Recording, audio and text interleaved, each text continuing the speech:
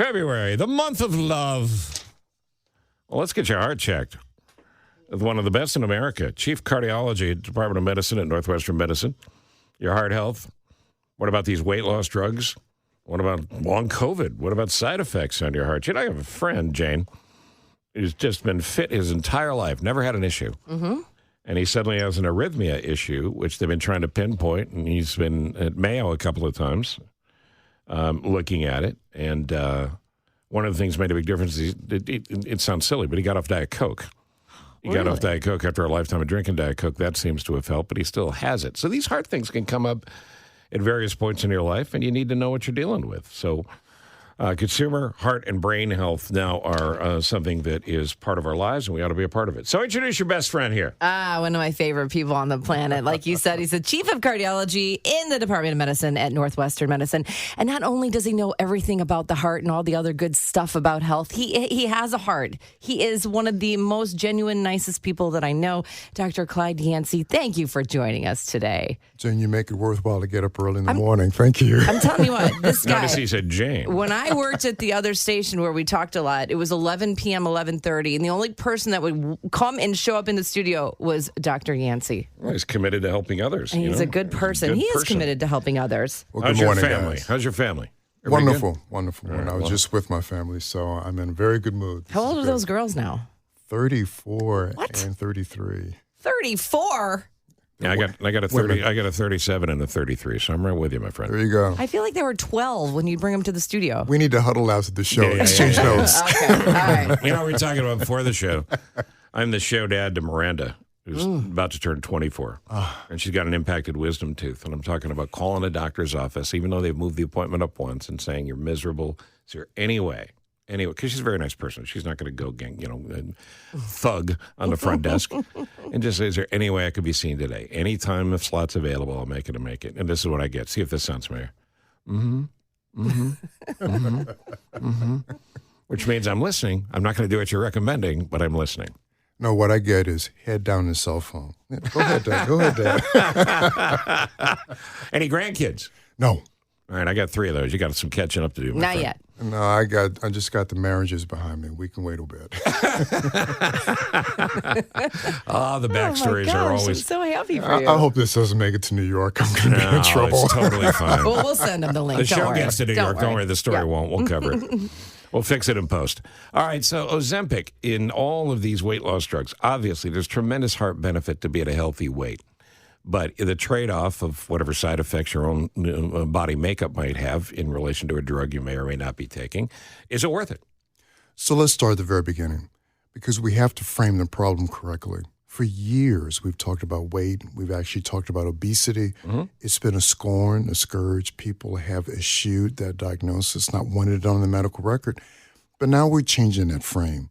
We're understanding that medical obesity is the same kind of risk factor as hypertension, as diabetes, and it's worthwhile to think about it in a medical term, meaning let's get away from the stigma. Let's get away from the pejorative comments. Let's think about the health. And what's so remarkable, you're exactly correct. For a long time, we've advocated a lower weight is better for your heart. But now we know that the way in which you lose weight, particularly when it's enabled by these new drugs, independently, and that's the key word, facilitates your cardiovascular health.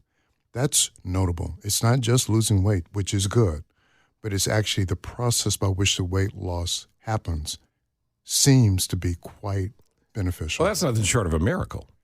Very Because close to. To have a drug like Ozempic in particular that was found by accident, as many of these are, because it's a diabetes drug, to work in this manner and to work positively in this manner. I mean, there'll be more studies, obviously, again and again, but that's pretty remarkable. But you'd be surprised how many studies have already transpired. And it's very important at this moment in time to say that we're talking about the science. I have no relationship with any of the companies. I don't even engage them in conversation.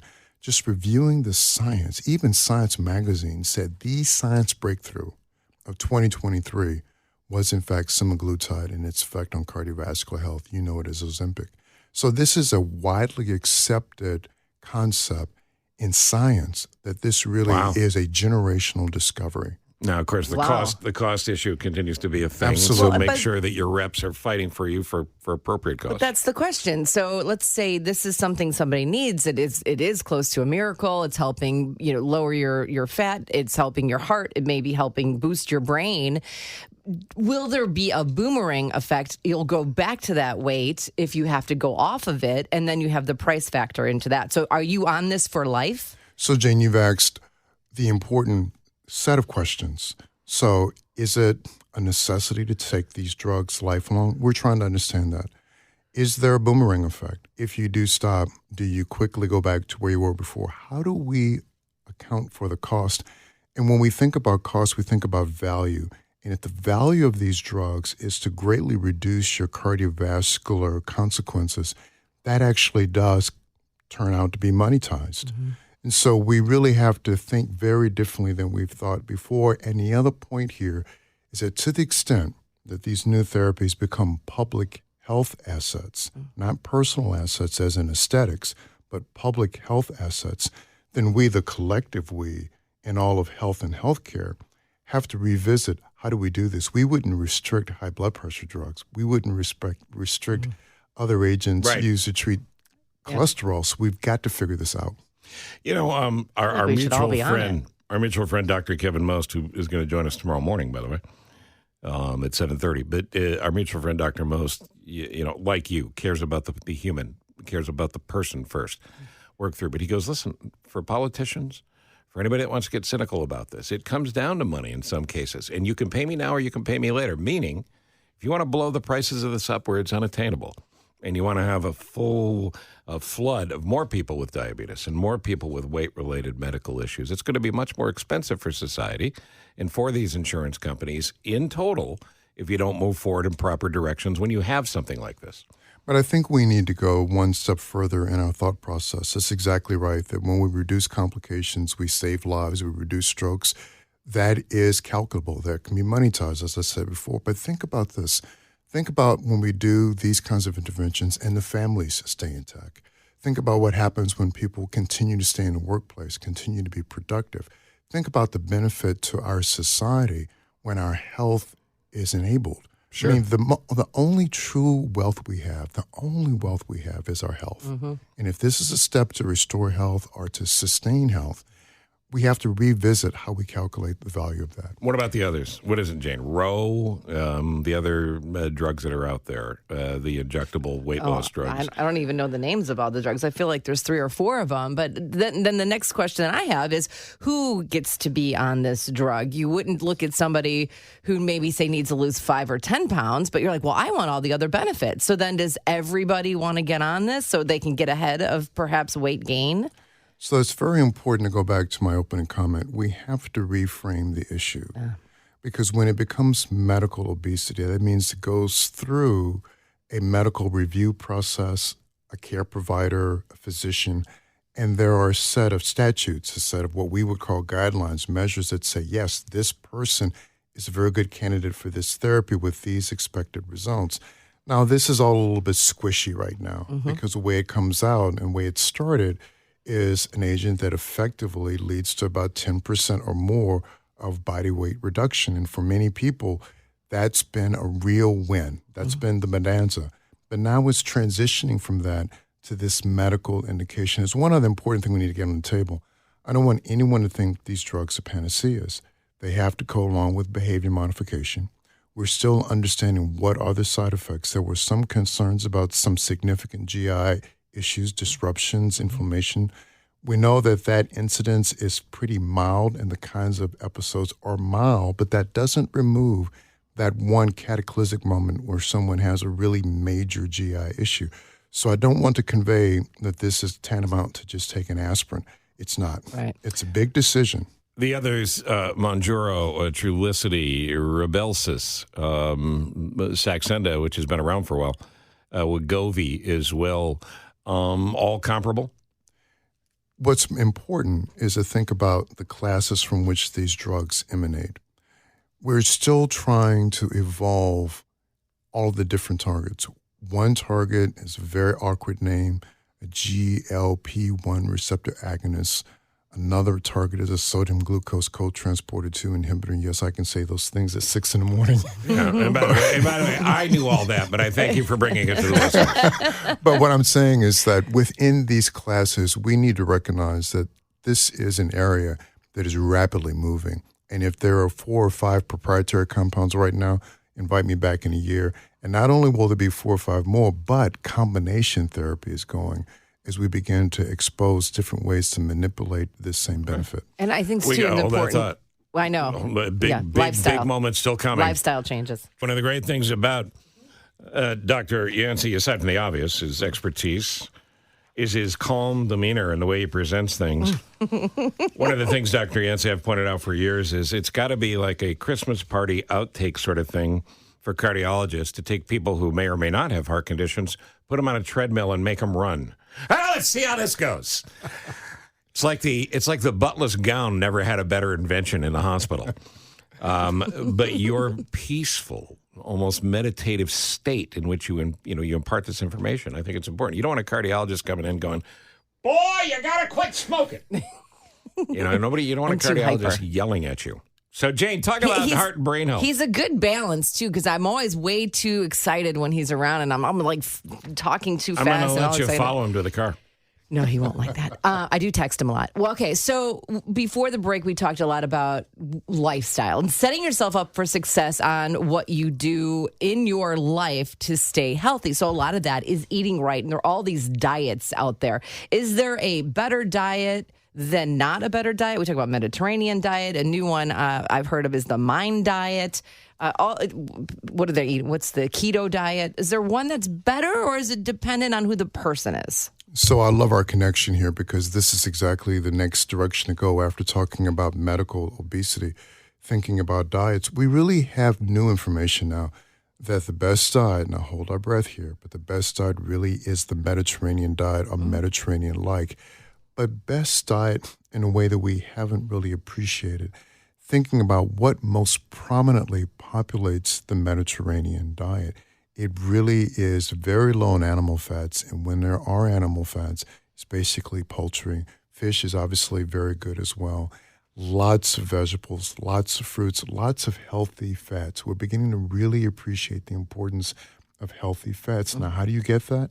It's in avocados, it's in nuts, it's olive oil, the legumes. These are the things that really make a big difference. So if you're looking for a diet that's got a nudge over the others, it's the Mediterranean diet. But now you said something very interesting, the Mind diet, M-I-N-D.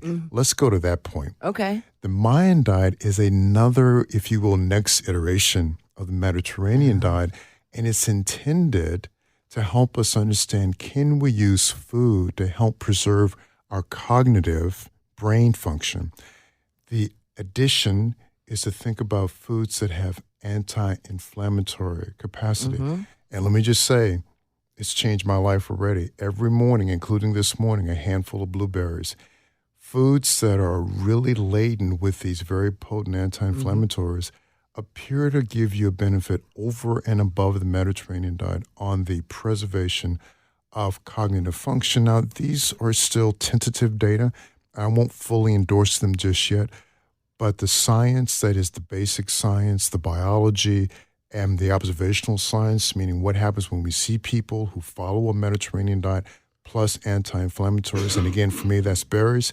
It looks like there's something there. All right, so snack me through the day. Handful of blueberries in the morning. What's another snack later in the day? Healthy snack. Nuts? Handful of nuts. What kind of nuts? There are 3 snacks. Blueberries in the morning or something like that. Fruit, berries, blackberries.